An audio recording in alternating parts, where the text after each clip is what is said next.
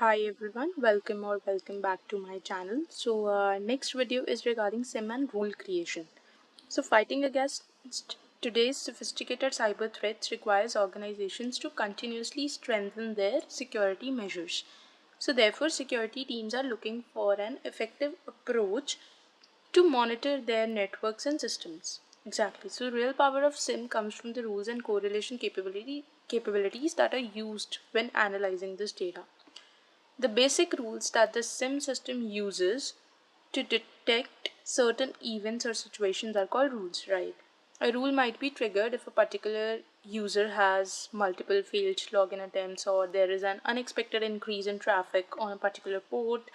However, complex and advanced threats often occur not in a single event but as a result of multiple events simultaneously occurring. So here's where the correlation plays a role. So what is correlation? Here we enable the detection of potential threats by cross-analysis of different events and data points. So specifically, it is used to describe a possible threat that may arise from a series of events which are occurring together. For example, a combination of events such as a user making many unsuccessful login attempts, or it is trying to pull sensitive data from another device. This can trigger a correlation rule. So firewall, server, IPS, routers, workstations, switches, all goes together in SIEM and then they are correlated, and sometimes due to correlation an alert gets triggered. So the detections could be based on rules. So rule-based threat detection is a security approach that involves defining specific rules and patterns. This relies on specific set of rules when monitoring events and activities occurring within an organization's security infrastructure. Rules used for rule-based threat detection represent a combination of one or more conditions. Each rule contains a condition or a pattern that describes a particular event or the activity. An example rule might be if a user enters an incorrect password 3 times consecutively, then generate a security alert. This is a rule, right? So this is used in many security areas such as network, application, data, and system security. Rule-based threat detection provides effective defense against specific and known threats. However, this method also has disadvantages, including potential limitations in detecting unknown and advanced threats.